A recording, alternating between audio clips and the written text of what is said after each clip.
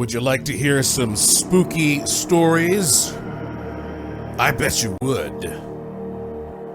It's that time, isn't it? The Halloween season. I am Joshua P. Warren, and this is Joshua P. Warren Daily. Yep, it's kind of a special edition. I just love Halloween. And, well, for a number of reasons. I'm into all the spooky stuff, but also it's the month of my birthday. A lot of people I know were born in October and even close to Halloween. I was born October the 25th, so it was always an especially festive time for me. So I want to kick it off by sharing with you some of my sort of favorite traditional Halloween stories that I like to go back and reread and think about this time of year. Get you in the mood a little bit. And you know what? The marketing team is telling me that they now expect to launch my new podcast on October the 22nd. So that means I still have some time to leave some good Halloween-oriented Joshua P. Warren Daily podcast for you before the kickoff of the big new podcast. So before I jump into some spooky stories, let me just say, speaking of podcasts, listen to this. I tell you, I have the greatest listeners in the world. I mentioned on one of my recent podcasts that I had done 500 of these Joshua P. Warren dailies, and that I had gotten inquiries as to whether or not it was possible to just download all of them at once. And I did some research with the service that hosts them, and they said, no, you can't do that. So I sort of put it out there to the audience. Well, if there's anybody out there who has the time or the know-how who wants to, to invest that energy in doing this, let me know. Well, guess what? There is a listener in Canada named Chris, and he took the challenge, and he contacted me, and not only did he download all of the first 500 Joshua P. Warren daily shows, which goes back over 3 years. But he also downloaded all of the old Speaking of Strange podcasts that we had, that we've got hosted. I mean, there were many years where Speaking of Strange was airing before podcasting and all that was around. And somewhere in North Carolina, I have a storage unit with a cardboard box that's up to my waist full of audio cassette tapes. And that's probably the only record of some of those old shows. And I tried to find it once and I couldn't, but one day I will. And hopefully they're in good shape. But let me tell you what, years and years and years worth of these podcasts are available. And I'm going to tell you right now how you can download all of that for free. Because Chris is going to keep this stuff on his server for at least a little while to give all of you who are interested a chance to go and download all that stuff. The thing is, it's almost 14 gigs. So, you need to have a significant amount of storage space. And also, depending on your connection speed, it might take you hours to download everything. But if you want to do it, he put all of the first 500 Joshua P. Warren dailies in one zip file. And then he put all of the Speaking of Strange shows in a zip file. And so you just download each one of those zip files, one or the other or both, depending on what you want to do. And that will keep you entertained for years. So what I'm going to do is post a link to these files on my Twitter page at Joshua P. Warren, at Joshua P. Warren. So you can go there, find them, and when you click them, hopefully they'll work. If you are hearing this podcast too far into the future, maybe it will be too late. So the sooner you do that, the better. Also, let me just go ahead and give out the address to these files. For all of the Joshua P. Warren dailies in one zip file, go to this address, ruletheweb.com, that's R-U-L-E, ruletheweb.com / Joshua P. Warren Daily.zip. Again, that's ruletheweb.com / Joshua P. Warren Daily.zip. And then for the Speaking of Strange, you go to ruletheweb.com Speaking of Strange podcast.zip. That's ruletheweb.com, Speaking of Strange podcast.zip. You just click that link and download it like any other zip file. And maybe if we get a big EMP and all that stuff is wiped out, well, somewhere out there, people of the future will have the ability to hear some of this stuff. So thank you so much, Chris. You know, the fact that he did that, I'm sending him a very special little gift. It's in the mail right now. So a nice little surprise for him. I don't take it for granted when people do cool stuff like that. The next thing I want to tell you about before we get into these stories is, gosh, you know, my last podcast was me telling you all about the psionic dematerializer, aka the Bad Buster, which was available for a limited period of time. I gave the notice yesterday, the 24-hour notice that it was about gone. And let me tell you, I don't know if we might have one or two left as I speak. I'm not sure. But the first batch was shipped out immediately to people who bought them. And I got this I've gotten so many interesting emails, so many interesting, wonderful emails from people who are using the Bad Buster and having tremendous success already. But I want to read one to you that I just got about an hour or two ago that I thought was especially interesting. Here in Las Vegas, by the way, it hasn't rained in like 160 days, and the allergies are really bad, so my voice is a little bit hoarse, but if you can hear that, I'm okay. I don't have a cold or anything, but sometimes, you know, the wind starts blowing and all of this sand kicks up out here, and man, it'll get to you. But listen to, I'll just tell you part of this message because there's some personal stuff in here. But I got this from Crystal in California, and she'd been having a string of unfortunate events that were kind of like something out of a movie. She said it was almost comical. And so she was really happy to get this dematerializer. And I'll just read you a portion of what she wrote. She said, the invisibility stuff is so freaking cool. She says, I took a few moments just to play with it. Awesome. So she says, I read the instructions, decided what words to put on the piece of paper, and after putting it all together, I put the folded piece of paper in the tube and capped it with the black tourmaline. The wildest thing happened. I could actually see these waves emanating from around the tube. I don't know what they were, but it lasted for at least 10 seconds.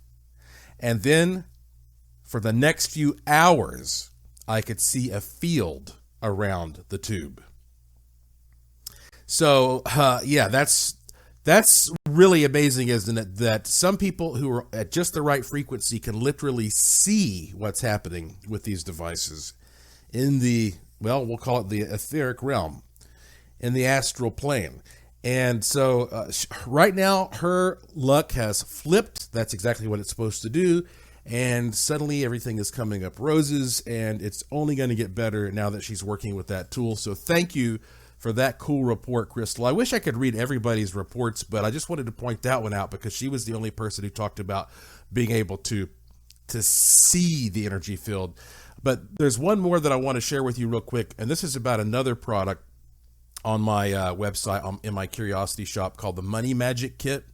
And this comes from a woman named Lydia who lives in Washington State. And she said the first day she used the Money Magic Kit, I found $1. That's $1 on the ground. And I was like, sweet. She said the second time someone left $3 and quarters at the car wash that I pulled into. So again, I was like, sweet. For the next few weeks, I wasn't really working, and I thought to myself 2 days ago, well, money can't come to me if I don't get out and work. I did the next day, but I was thinking, you know what? My rent is late. My phone bill and storage unit are overdue. I'm probably screwed here. But oddly, I don't feel worried or stressed. She said, I got a random redetermination of weekly benefits letter from unemployment late that same day. I get an increase from $214 to $543, And they instantly issued back pay, which comes out to $10,060.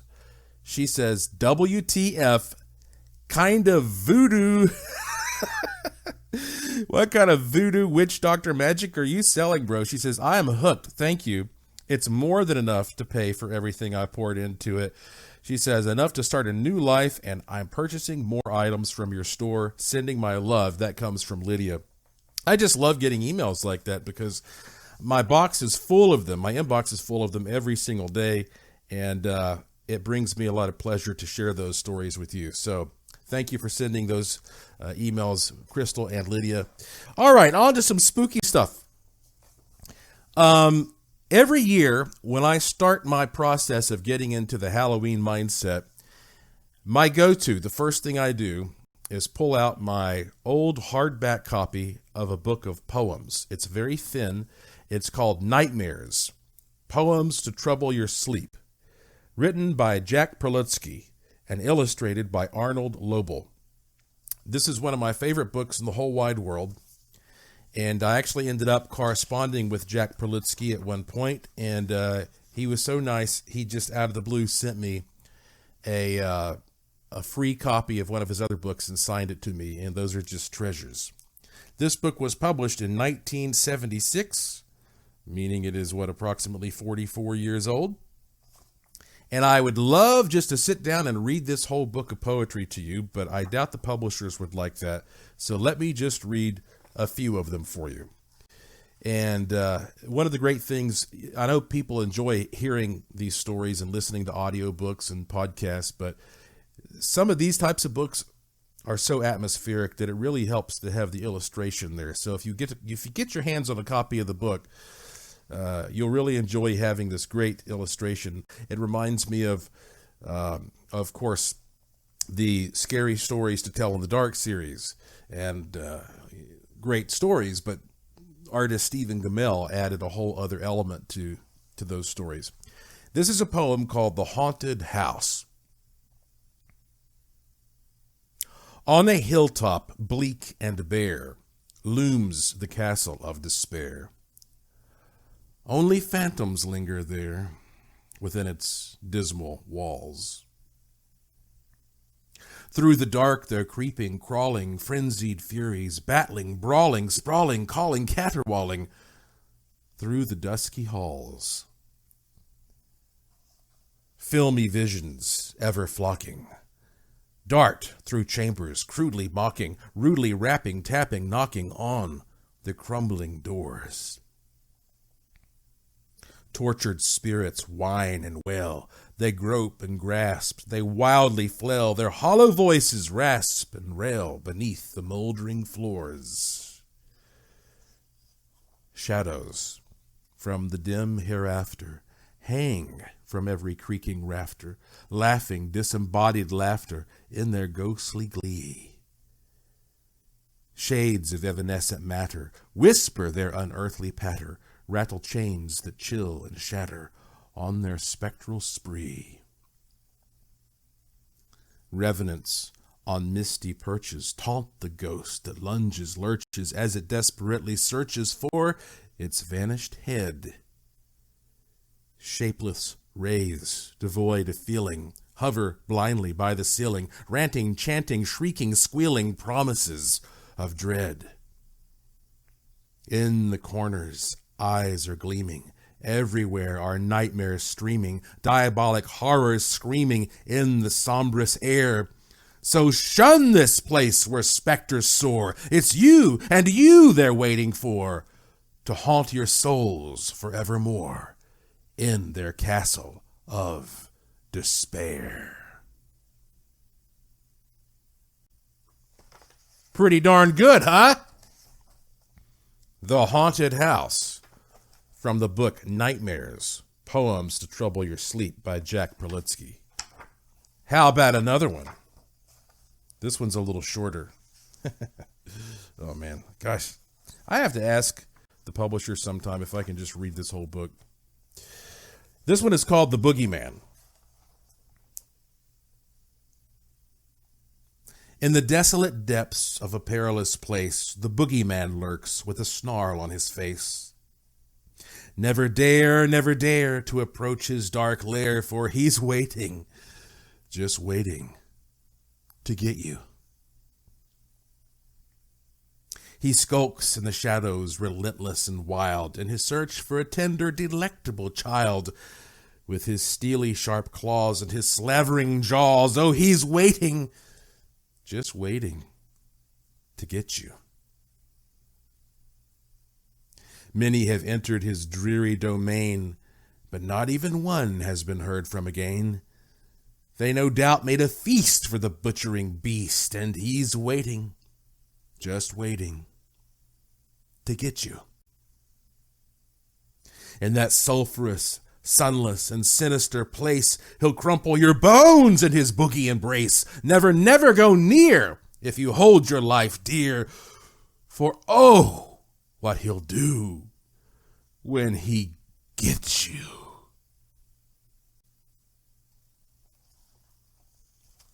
That is The Boogeyman from Nightmares, Poems to Trouble Your Sleep by Jack Perlitsky.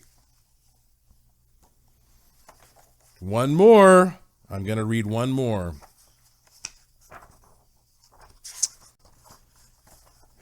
This conjures up so many images, especially if you like some of the old Walt Disney animations that were released around Halloween.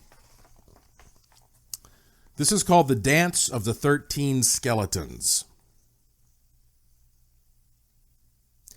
In a snow-enshrouded graveyard, gripped by winter's bitter chill, not a single soul is stirring. All is silent, all is still, till a distant bell tolls midnight, and the spirits work their will.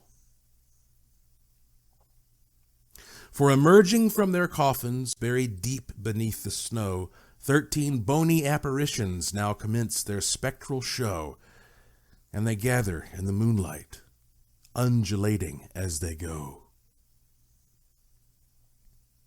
And thou dance in their bones, and their bare bones, with the click and the clack and the chitter and the chack and the clatter and the chatter of their bare bones.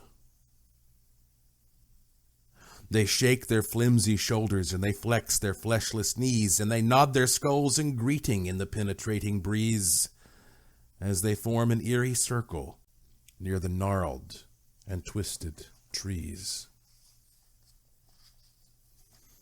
They link their spindly fingers as they promenade around, casting otherworldly shadows on the silver-mantled ground, and their footfalls in the snowdrift make a soft, susurrus sound.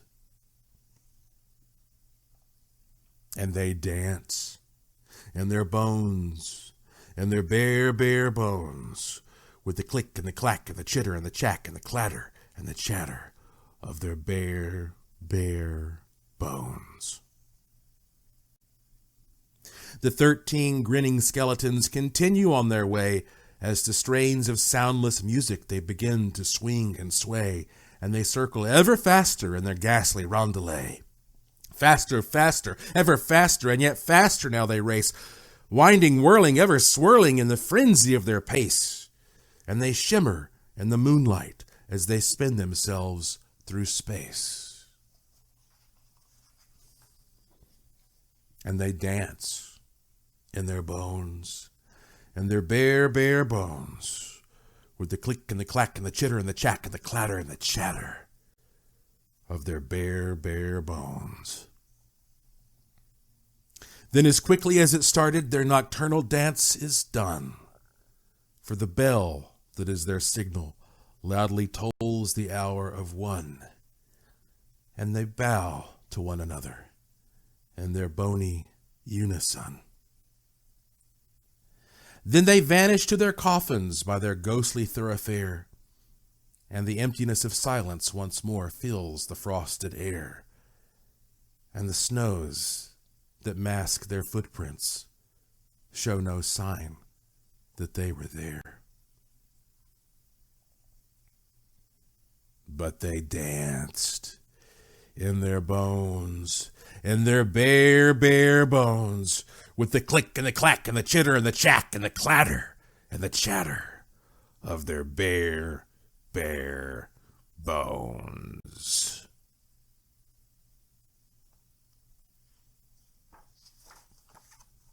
The Dance of the 13 Skeletons by Jack Perlutsky. I'm telling you, if you love this kind of stuff, you got to get this book. Some of the other poems: The Will o' the Wisp, The Vampire, The Dragon of Death, The Troll, The Witch, The Ogre, The Werewolf, The Wizard, The Ghoul. Oh, man. Got to get it. Got to get it if you can find a copy. You know, it's weird. It's books used to be so plentiful, so ubiquitous that people would, prop their doors open with a stack of books. But books are finally becoming harder and harder to find if you're looking for a particular book, because now so much has switched to ebooks that a lot of publishers don't even spend the money to print books anymore. And if they do, it's print on demand. So that means that it's not like there's a surplus supply out there waiting for you to grab onto. It's a digital product until you order it, and then you have to wait for it to be printed. So anyway, my point is, it's getting harder to find some of the good old books that you enjoy. It's kind of weird. I never really envisioned that happening, but it has. And have you noticed also it's hard to find some movies these days? If you have a movie that's not on a streaming service, then you have to see if you can find the DVD. And sometimes it's hard to even find the DVD. We kind of took things like that for granted, having a physical copy of something. Oh, well. People ask me all the time why I got into paranormal investigation. And I have, my kind of standard answer. And I talk about, I was born in Asheville, North Carolina. And my family, that's the heart of the Blue Ridge Mountains, the oldest mountains in North America. And how that, my family's been there on both sides for hundreds of years. And I grew up with all these amazing stories and folklore.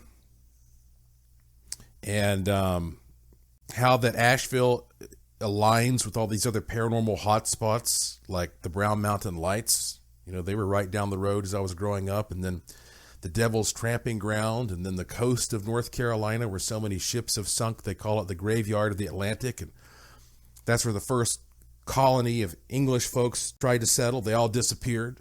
We don't know what happened to them. We now call it the Lost Colony. You keep drawing that line out, you hit the island of Bermuda, the top point of the so-called Bermuda Triangle. I talk about being exposed to all that. I talk about how that in my own family, before I was born, way back in the 1930s, my great uncle, Claude Calloway, he was photographed. He was, rugged old mountain man, but somebody took a picture of him. And when the picture developed, it was actually my grandmother who took the picture. But anyway, she took a picture of him. When the picture came out, he didn't have a head in the photo. And then a month later, practically in a blink of an eye, he vanished, in mid-conversation with somebody, never to be seen again, like he was abducted or spirited or raptured away. I mean, there are all these things that sort of combined to create my interest. And the more I look back at my life, the more I realize that it almost seemed like somebody was, some divine plan was in place to just keep exposing me to these weird, spooky, and often occult things. And one example of this is that I actually went to and graduated from a high school that was built on top of a cemetery. And people say that about a lot of different properties that are haunted, and it's you can kind of roll your eyes at that, but no, in this case it's absolutely true. And in fact, I wrote a whole chapter of my book Haunted Asheville about that. I'm going to read it to you here in a minute. But I started writing Haunted Asheville when I was pretty much still in high school. I was about 18. I graduated when I was 18. And it was published when I was around, 19 or 20. And it was already, at that point, it was maybe like my third or fourth book. I started publishing when I was really young. And when Haunted Asheville came out, it was the very first book of Asheville ghost stories ever published. And it became a regional bestseller. To this day, it's the most stolen library book in the entire county system. And, of course, that gave birth to the Haunted Asheville Ghost Tours, which I've been running now for like 25 years or something like that. And which are the most popular walking ghost tours in the state of North Carolina. I mean, it was a big, big thing for me to release that book at such a young age. It's made a huge impact on my life. And it was really intriguing to think that as I was writing this book, I was, pretty much, like I say, still at this haunted high school. And my mom and dad and many of my relatives all graduated from Clyde A. Irwin High School. My sister graduated from Clyde A. Irwin High School. One thing to keep in mind is that my mom and dad, when they graduated from Clyde A. Irwin High School, it was a different building. They eventually constructed a new building, which is more or less next door, across the football field. And so even though my sister and I went to the same high school, it wasn't the same building that my mom and dad went to. The building that they went to was not on the haunted property.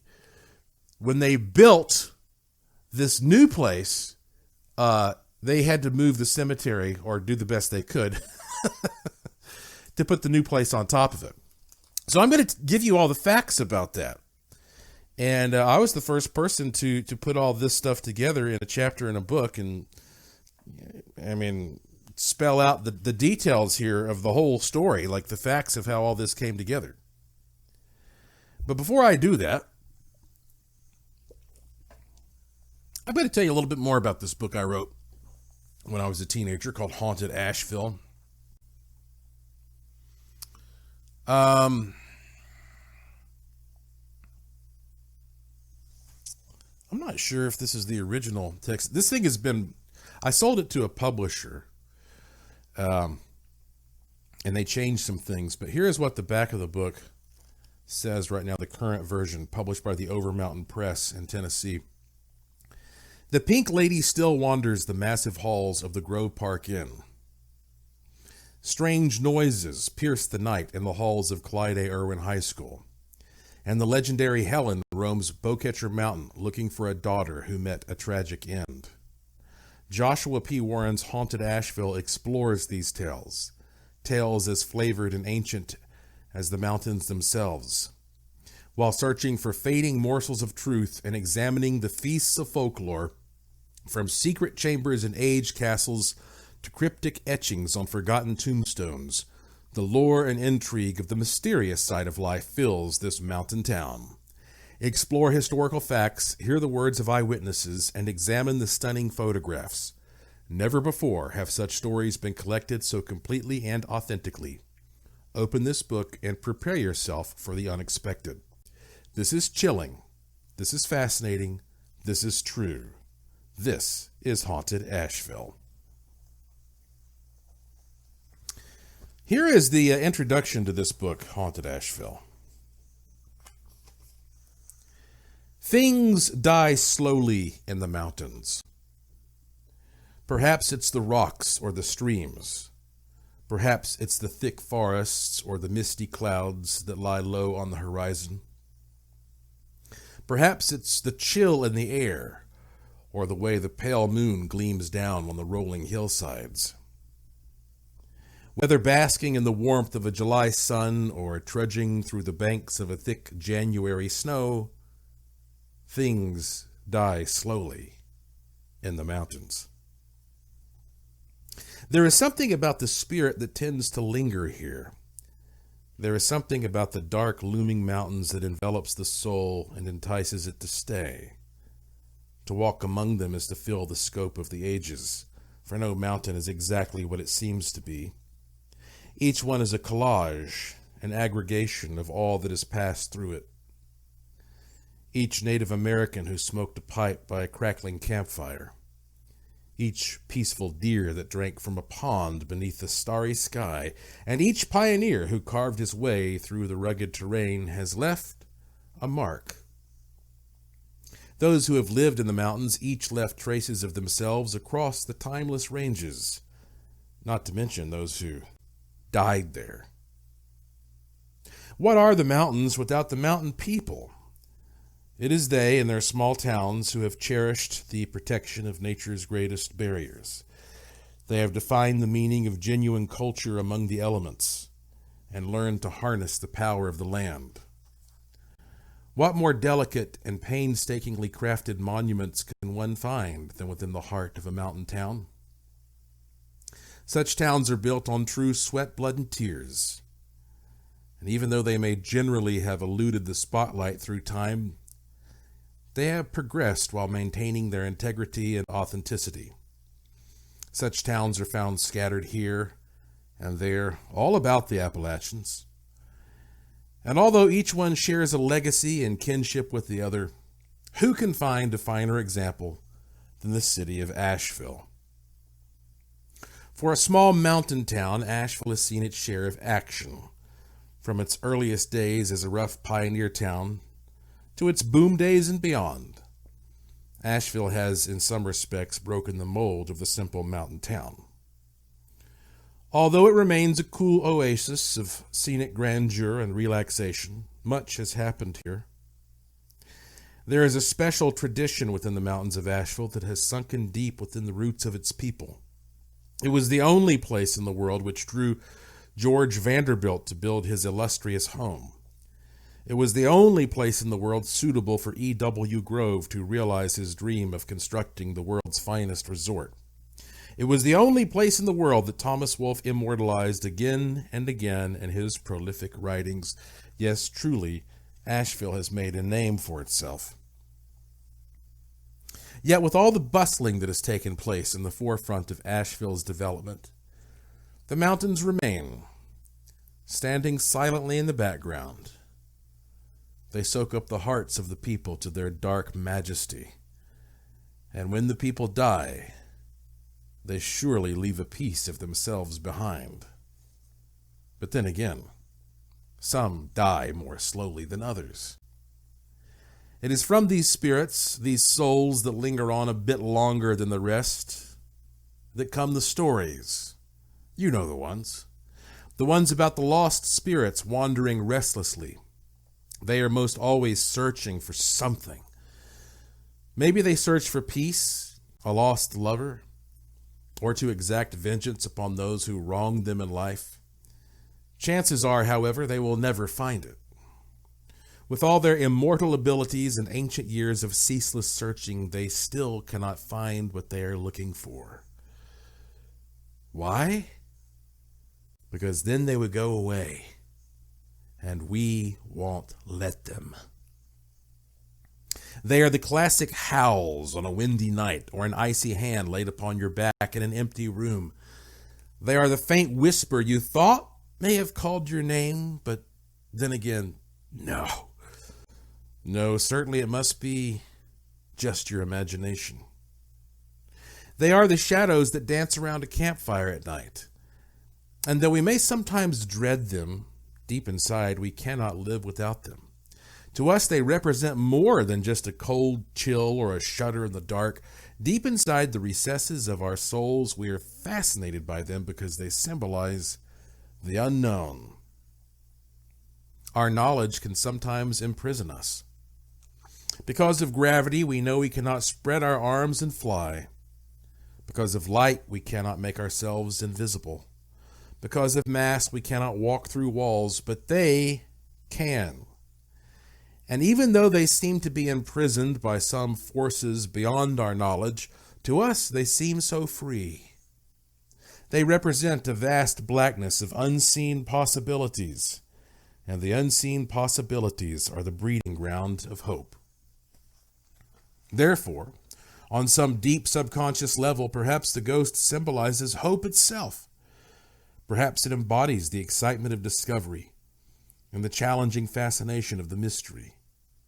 There are no wrong answers when the answers are not known.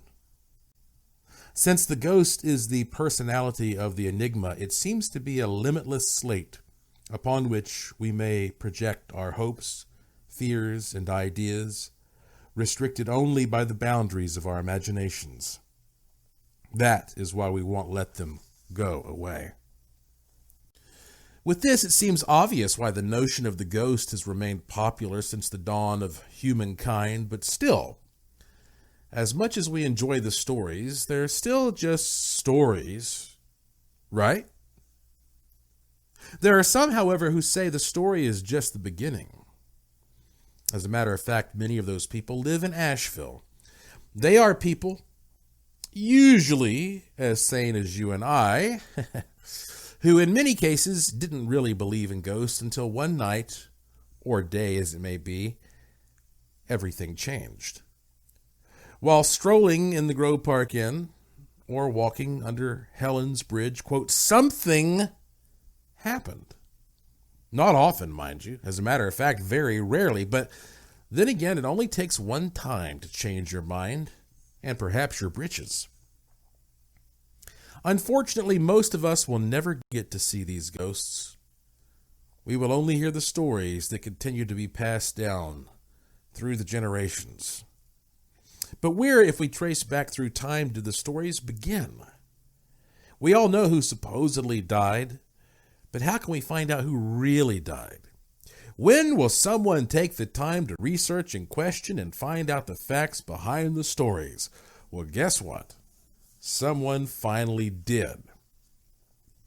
Records around these parts are terribly scant, as anyone who has researched in Asheville knows, but there are some goodies out there just waiting to be saved before they decay in some forgotten file drawer. There are mainly bits and pieces scattered here and there. It's like a big puzzle, or a recently unearthed mountain skeleton. I've tried to reassemble as many authentic bones as I could find, but like an archaeologist, had to fill in the gaps with plaster parts. In this case, insubstantial legend. There are usually a number of possibilities that arise when it comes to finding the source of a legend. Sometimes weird things happen, like the same name popping up in two different legends. Around Asheville, two names that seem to recur quite frequently in ghost stories are Helen and Alice. In this book, you'll read about real people in Asheville who both died tragically by both those names. The relationships between the real people and the stories are debatable, however. In some cases, it seems as though there may have originally been no authentic connection. However, when a person tragically dies in the area, that person's name seems to stick in the public memory. Perhaps if one were looking for the name of an anonymous ghost, one such name would seem to be a likely candidate. All in all, some interesting coincidences do seem to arise. On a more superstitious note, you'll also notice the number 13 shows up in the darndest of places. You will also find, as with most ghost stories, that majority of the unrestful spirits are women. One may only speculate as to the reason for this. Well, all that's fine and good, says the rational voice from our intellectual nature, but where is the evidence? Stories come a dime a dozen and eyewitnesses can be unreliable, so what's left over for the armchair critic? Well, that is where I step in with the marvelous gizmos of technology and delve into the science of ghost hunting. To put it in a nutshell, aside from all the flesh, people are energy. When the flesh is gone, the energy, which can be neither created nor destroyed, is left over. This energy seems to be the ghost. Since the mind, considered very different from the brain, is also energy, it retains the consciousness of the person. In other words, the energy is the real you. You are not literally rotting away in the coffin, and this would explain why, whenever a ghost is encountered, there is a huge fluctuation of electromagnetic energy. Keeping this in mind, we try to scientifically study a ghost from the perspective of studying energy fields. Now, I don't mean to get too technical on you, but since they are included throughout the book, I'll give a quick overview of some of the equipment used to study ghosts. Regular 35mm cameras are used more than anything. In many cases, one may not actually see a ghost, but takes a photograph of a haunted place, and later, when it is developed, a strange image appears. It seems that these high concentrations of electromagnetic fields may directly affect the emulsion of the film. Though they may be out of our visible range, the camera can somehow pick them up. By the use of special films and filters, cameras can also be made to photograph into the infrared and ultraviolet range. Such photography can be likened to taking X-rays. Though energy may not be viewed at the time of the photograph, it appears after developing. This simply broadens the possibility of capturing a significant image. Inaudible noises can be imprinted directly on audio tape according to the same principle. An electromagnetic field meter is also more than handy to have on the scene. These are obviously used to detect such energy masses. Many times, when an energy fluctuation is present, a photograph taken will yield odd results. Night vision devices can also be efficiently employed. Aside from their use in viewing areas in darkness, they allow the viewer to see into the infrared range. Wimshurst and Van de Graaff generators are electrostatic devices which disperse ions into the air. It is believed that the materialization of a ghost is accompanied by a massive concentration of ions correlating with the electromagnetic energy. Using devices which generate ion concentrations may enhance supernatural activity. A Tesla coil is one of the most fascinating electrodynamic devices available. It emits high-frequency electrical oscillations, and when properly employed, it can alter the ionic and electromagnetic environment in a number of ways. These are just a few of the devices employed in paranormal, meaning beyond normal, research. You must realize that when studying the unknown, a number of techniques must be utilized. We don't necessarily know if what we're studying should fall under physics, biology, psychology, etc. Therefore, we must combine instruments and procedures from each science until we pinpoint exactly what we're looking for. Such instrumentation was not employed while researching for every chapter in this book. You will see it mentioned here and there, though. I won't bog you down with the technical parts of my ghost research. However, if you are scientifically interested in paranormal research, and I'm telling you this as an update, you should definitely read my book, How to Hunt Ghosts. Anyway, all in all, I've tried to include a little something for everyone in this book. There are legends never before published, historical facts, eyewitness accounts, and scientific data. And on top of that, the book contains a generous portion of photographs. Aside from photographs obtained during research, special photographs of most locations featured were made by Mark Ellis Bennett. Special ghostly effects were done by Tim Peterson. Both men are nationally renowned for their work. I should mention that the photographer of each picture is noted on such and such page at the beginning of this book. I know this is a long introduction, but I'm about to wrap it up. Okay, you ready? This book just includes some of the most fascinating stuff. You'll find the Pink Lady of the Grove Park Inn is the feature of this book, however. This is because I was hired by the Grove Park Inn to research the phenomenon independently. Therefore, that research project was the biggest on which I had ever embarked.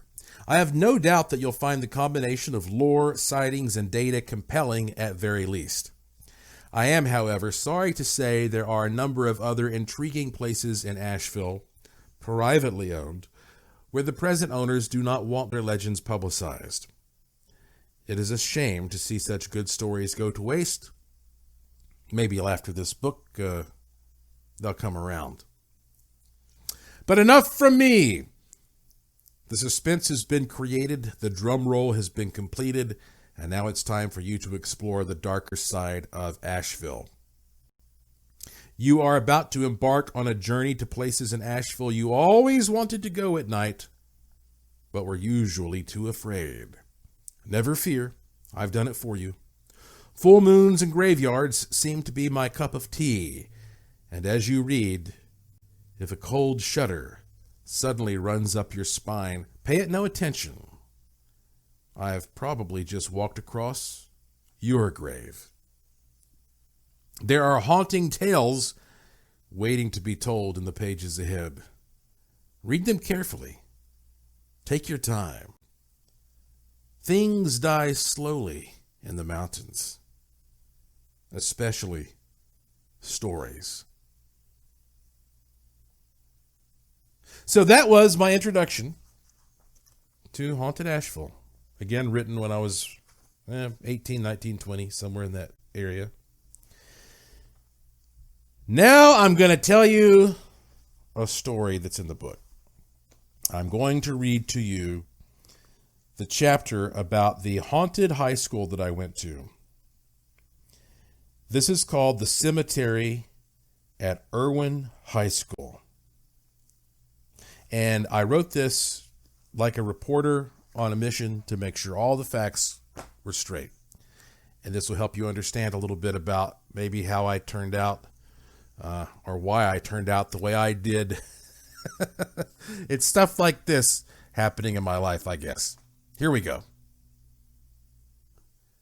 The Cemetery at Irwin High School. No one really knew how long the cemetery across the road from the old county home on Lees Creek Road had been there. It rested atop a desolate hill beside the old Irwin High School, presently Irwin Middle School. Many believed the ancient boneyard began as a family cemetery in the late 1700s, but the only marked tombstone in the field bore the inscription, "In memory of Charlotte Kay, wife of J.N. Snelson, born September 30th, 1856, died May 3rd, 1883. County officials of the time had no idea how many bodies were buried in the lonely field. Little did they know that their original estimate of 200 would skyrocket to over 1,000. Only 73 accounts were ever recorded, and the explanation is a simple one. Few really cared. The cemetery was one of those, for those in society, that most people felt were best forgotten. It was a pauper's cemetery owned by the county, which was the final resting place for criminals, vagabonds, beggars, forgotten elders, and all poor and underprivileged residents of Buncombe. Billy Pritchard, an Asheville Citizen-Times writer, said it best in a 1973 article. He wrote, "They were lonely, unwanted, and forgotten souls alive, and no one shed any tears over their paupers' graves when they left this world, as all men do, with nothing. But they had nothing in life either, and when their souls were taken away, it must have been for them a better place. In most cases, there were no flowers, no songs of praise, no funeral procession, no last words of prayer over the cheap wooden coffin, and no tombstone to mark their passing. They were no more thought of under the ground than they had been above it. Hidden away in rest homes, mental hospitals, and jails where they eventually died, these souls were wards of the state and county welfare department. If anyone loved them at all, it was these institutions which kept them alive and afforded their burials at death." That's the end of that excerpt by Billy Pritchard. The bodies of these melancholy souls were hurriedly and carelessly buried in most cases. There was usually no embalming or funeral service, and many corpses were simply wrapped in a sheet and shallowly buried to save a bit of time as well as the taxpayers' money. There was no marking of bodies in most cases, and many times one assigned the duty of burying a body would dig up another in the process. Because of this, many were buried coffin on coffin, and in other instances there were cases of mass graves. The lonely place was referred to by most locals simply as Potter's Field, but many others called it the county home graveyard. The county home controlled the usage of the graveyard, and although it's uncertain how long bodies had been buried there, it began using the field as a pauper cemetery officially around 1905.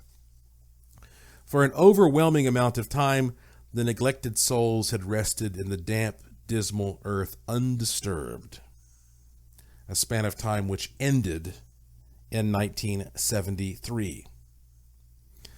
It was in that year the Buncombe County School Board decided to build a new Irwin High School on the property the cemetery then occupied. The decision was immediately met by opposition from several county officials and many private citizens. R. Curtis Radcliffe, then chairman of the Buncombe County Board of Commissioners, was particularly concerned with the proposed $64,000 of taxpayers' money that would be invested into the project. Democrat member Roy Trantham said he would never vote public funds for moving dead people. Quote, "I think they ought to be left alone," he said. One concerned citizen, Mrs. Lula Edens of Asheville, insisted that a marker be placed on the grounds to commemorate the dead. Quote, "I'll never die happy until I know there's something up there. I was horrified when I learned that Potter's Field was unmarked. I have suggested one large marble marker with an old rugged cross on the top of it and an inscription that reads, 'Those names known only to God, peace be unto you,'" end quote. Mrs. Edens never received her wish, however, and the school board decided to begin excavation of the grounds. Philip Ellen Contractors Incorporated of Southern Pines, North Carolina, was hired to take care of the job. The team of 7 men, using only shovels, mattocks, and a bulldozer, which they were only allowed to use to cover up the graves, began working for the fee of $79 per grave. Their only method of locating the bodies was by plunging a T-handled steel rod into the dirt, feeling around for soft spots. For added assistance, some Irwin High School students were hired to help locate the graves for a few dollars a body. After working in the field for a while, the estimate of 200 bodies quickly jumped to 400, then 800, and finally to over 1,000.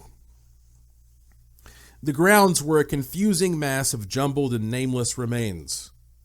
Most of the unknown corpses were severely decomposed and dumped into small wooden boxes for transport.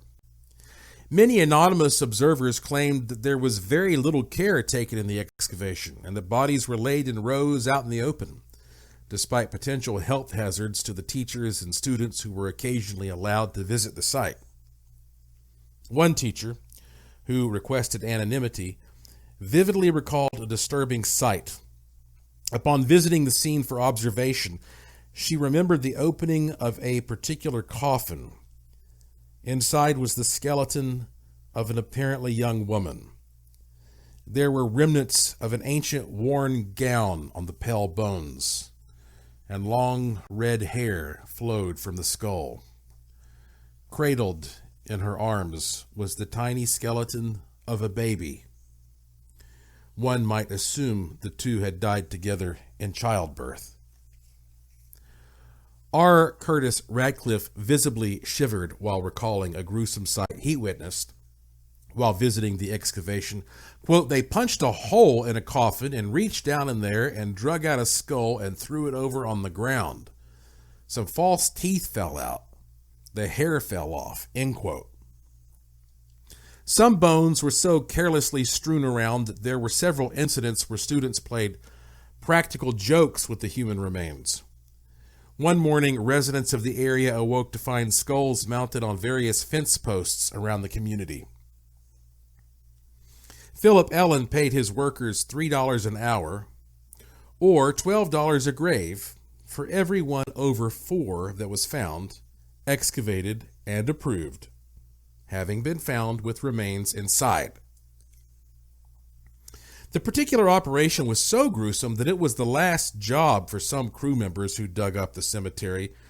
One member of the crew, a man named Steve Belcher, had followed Ellen all over the country digging up graves. A job, he said, didn't bother him until he started working on Potter's Field. In an interview, Belcher recollected, quote, "We were digging on the other side of the field and struck one that was still intact. I got sick. I mean, it really bothered me," end quote. The bodies located were placed into pine boxes of 3 different sizes.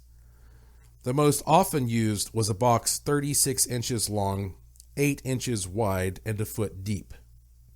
More substantial remains were placed in boxes 5 feet and 6 feet long. Ellen once remarked, quote, "Actually, the boxes we're putting them in are better than the ones they were buried in originally," end quote. In a few weeks, the firm had completed the excavation, supposedly having removed nearly 1,000 bodies. They were reburied on a quiet hill behind what is presently West Buncombe Elementary School. However, according to an Asheville Citizen-Times article published on October 30th of 1973, Fred H. Martin, superintendent at the time, stated that an estimated 250 to 300 of the bodies speculated to be there would not be moved. The new Irwin High School was built directly beside the small hill which held the main concentration of bodies. The mound is now a benevolent barrier between the school and the football stadium. Many say, however, that unmarked graves of the antiquated cemetery are strewn all about the property, and there are even invalidated tales that in time bones have actually worked their way up through the soil occasionally. Now, whether such claims are true or not, no one really knows for sure. They, like the cemetery, remain a great source of mystery and speculation. It is not uncommon to hear tales of strange phenomena that surround the school. Janitors reluctantly pass along rumors about eerie noises and footsteps that can be heard within the vacant halls late at night, long after the hustle and bustle of the school day. Some have even suggested, with a trifle of humor, that the dishonored spirits cursed the neighboring stadium and football team. From 1991 to 1995, Irwin's varsity team had 33 consecutive losses, earning a losing state record and approaching a national one. Obviously, no one will say for sure whether or not the grounds of Clyde A. Irwin High School are still haunted. Death is a sensitive subject, and those who have stories to tell are reluctant to publicize them. Perhaps many at the school find comfort in trying to forget the massive ocean of decaying corpses that once surrounded the grounds. Such a morbid notion is sometimes best when repressed to the back of the mind. It seems, though, that if ever a place had reason to be haunted, these would be prime conditions. If the macabre orgy of pitiful souls never found true peace and justice while in the world of the living, perhaps they dwell restlessly in the afterworld. What the ground beneath Irwin High School now holds is perhaps known by those who have already departed us in time. Whether or not students tread each day over the remains of bodies is a mystery. But regardless of what Irwin's soil may hide today, the essence of what was once there shall live forever.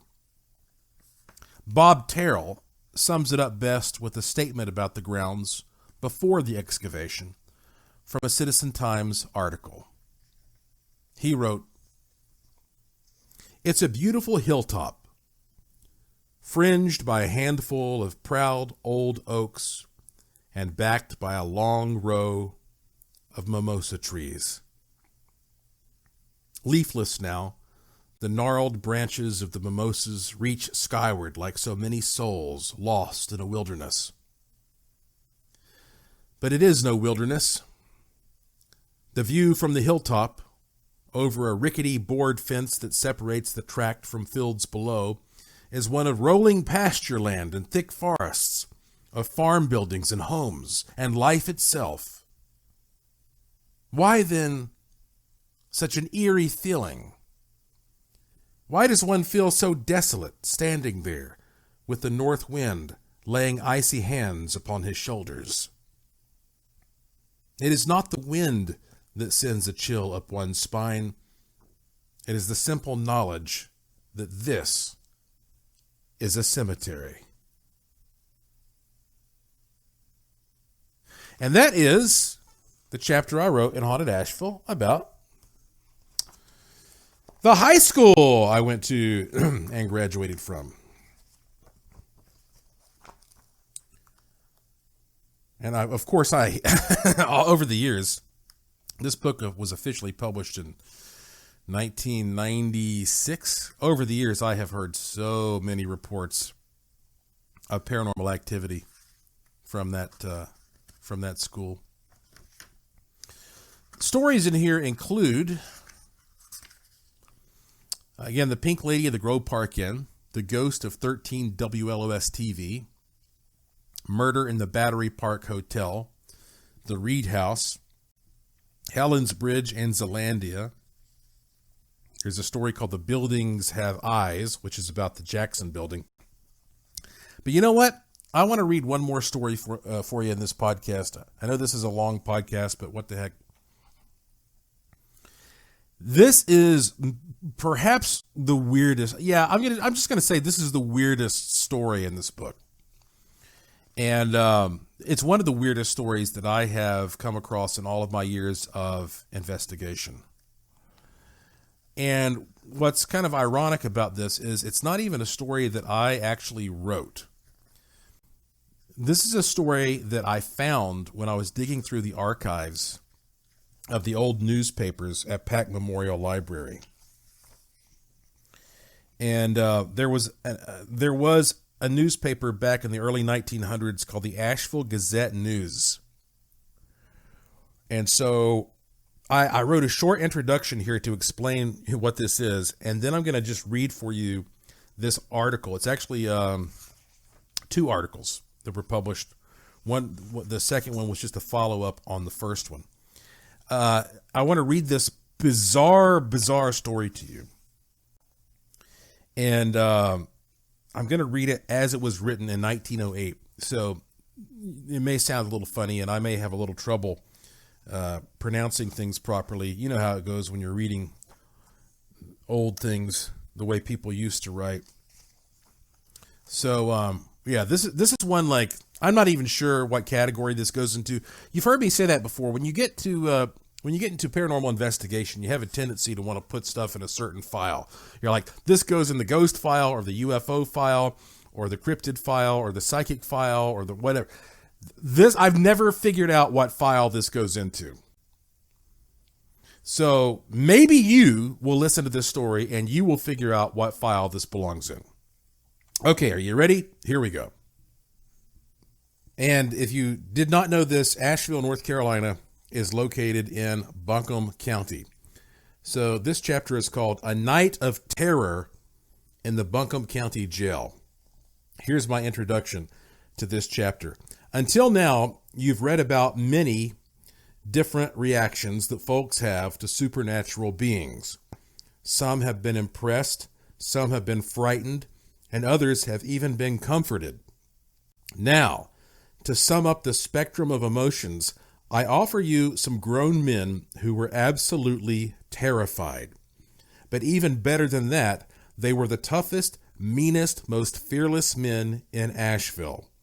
Plus, there was even a cage between them and the ghoul, or whatever it was. That's right. It was the men locked up in the Buncombe County Jail.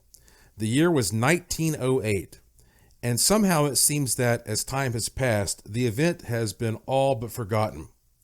Although the jailhouse of that time period is now a vacant patch of land, what once happened there is unprecedented.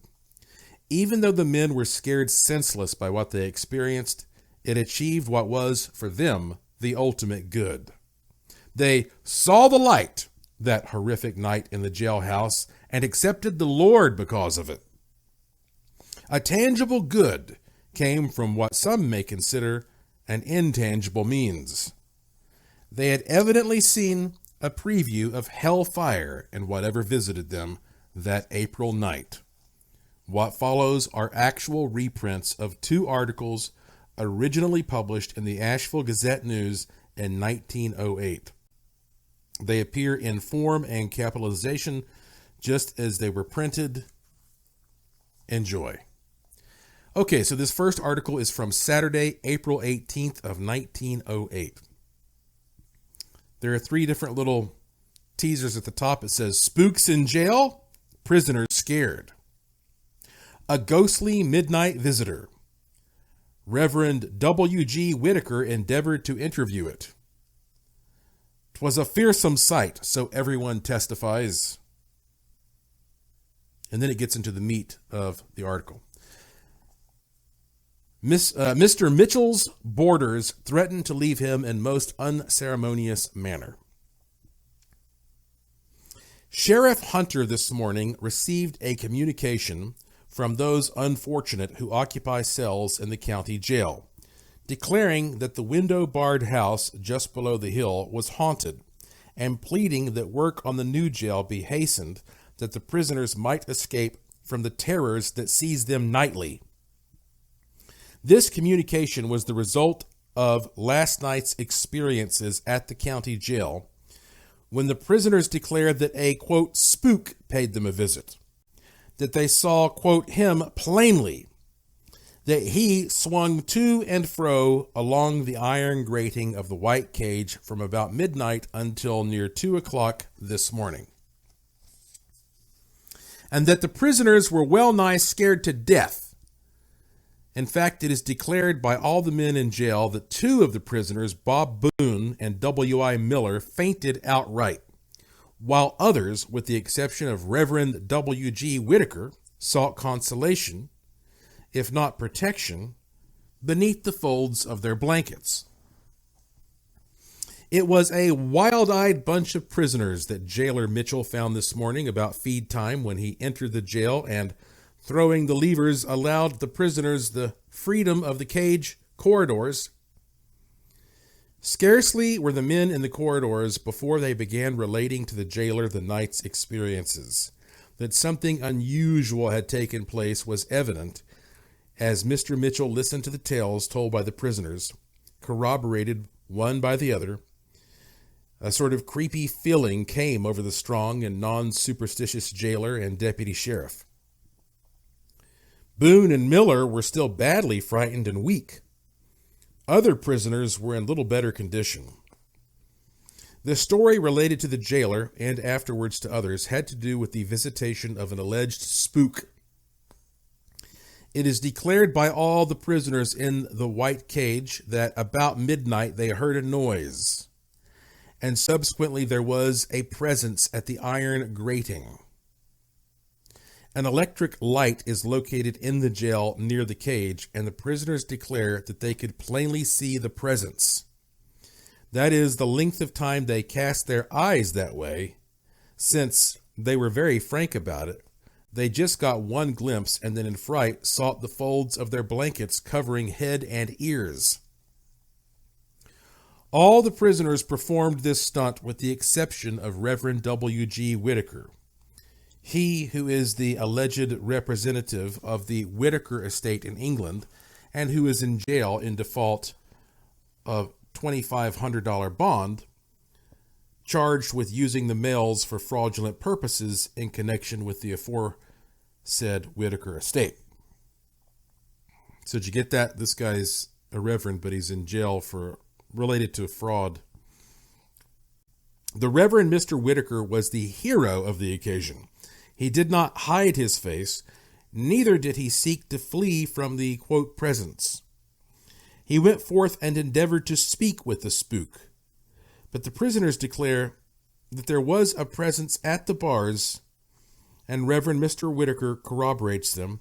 He, with all the other prisoners in the cage, declare the presence came about midnight and hung to the iron grating. They say it swung backward and forward and grinned. It was when this grinning process commenced, that the prisoners, with the exception of Mr. Whitaker, took to cover.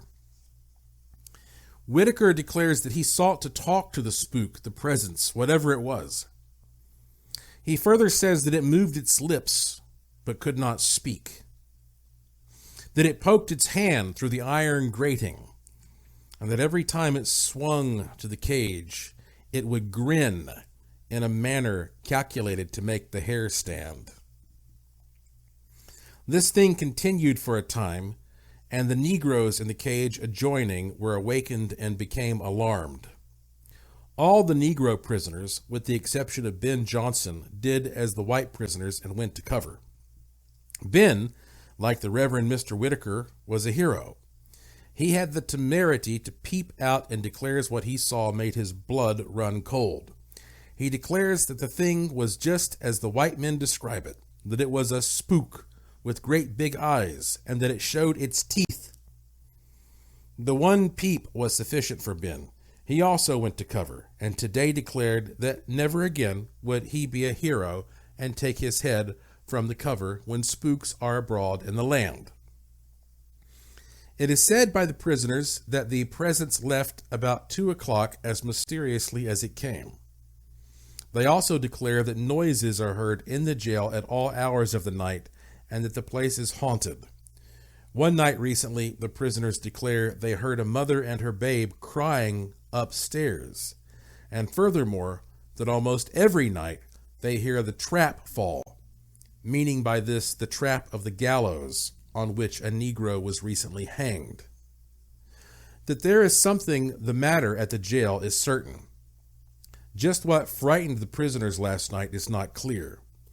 They have appealed to Sheriff Hunter, however, urging that the new jail be completed as speedily as possible. Several of the prisoners this morning declared to Jailer Mitchell that while they didn't intend to run him over when he came to feed, they just wanted to say they expected to run past him if ever the opportunity presented. That was April 18th of 1908. Now we have a follow-up article, which is 2 days later, April 20th of 1908.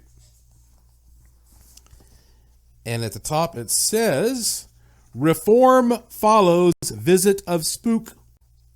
Reverend Mr. Whitaker and the other prisoners hold hearty religious services in the jail. Prisoners give up cards. Profanity is also taboo. Miller, alleged robber, and Barnes, alleged horse thief, prefer conversion from sinful life. Good has come of the incident at the county jail when the prisoners confined there were so badly frightened by what they claim was the visitation of a presence, a spook, at the cage grating, which visitor they said remained at the cage and swung backward and forward for nearly 2 hours. It was about midnight Friday that the white prisoners say a man presented himself at the cage and grinned and rolled his eyes and licked out his tongue. 2 of the prisoners were so badly frightened that they fainted, while all the others, with the exception of Reverend W.G. Whitaker, charged with using the males for fraudulent purposes, went to their blankets, covering heads and ears and remaining thus until welcome daylight came. Reverend Mr. Whitaker was not scared. He was so impressed, however, with the visitation that he sought to interview it. He declares that the presence could not speak, but that it did move its lips and try to speak. Saturday, the one topic of conversation among the prisoners in the jail, both black and white, had to do with the incidents of the night before, and when dark came on, many of the prisoners, still unnerved, became almost panic-stricken. They appealed to Reverend Mr. Whitaker to hold religious services. The preacher readily consented, and for 2 hours the prisoners sang hymns and prayed and listened to a gospel talk by Mr. Whitaker.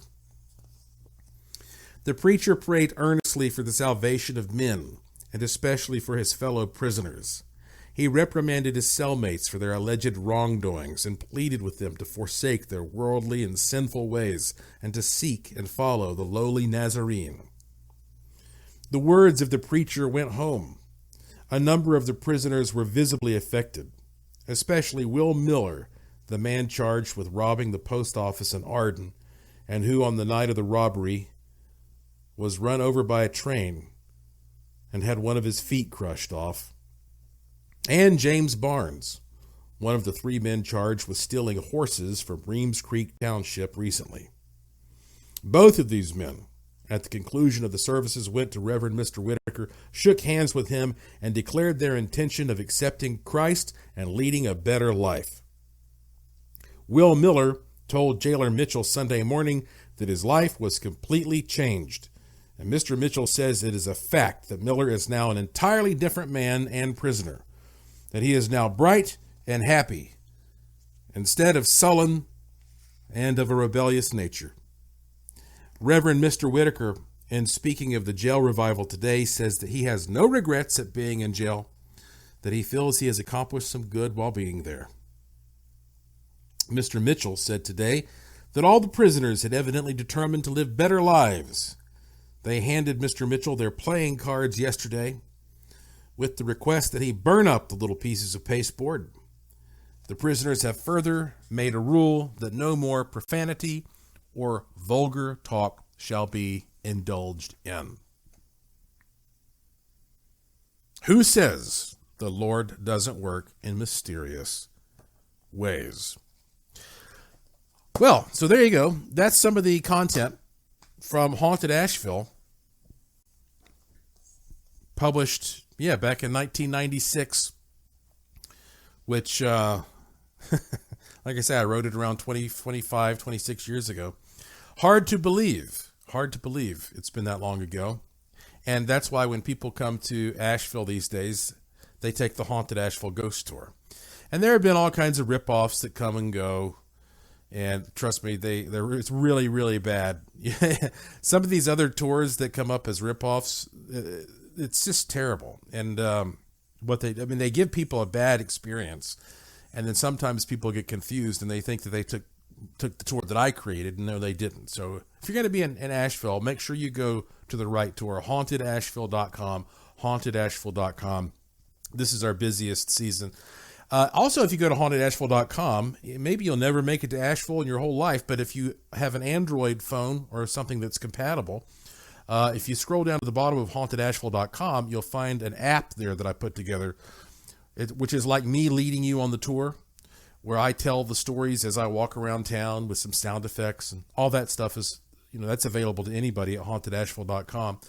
The publisher of the book, which is the Overmountain Press, has they've just had some problems with their website. You used to be able to order through the website. I mean, you could probably get some of the old copies off of Amazon as well, but if you're interested in ordering a copy of the Haunted Asheville book, just call them.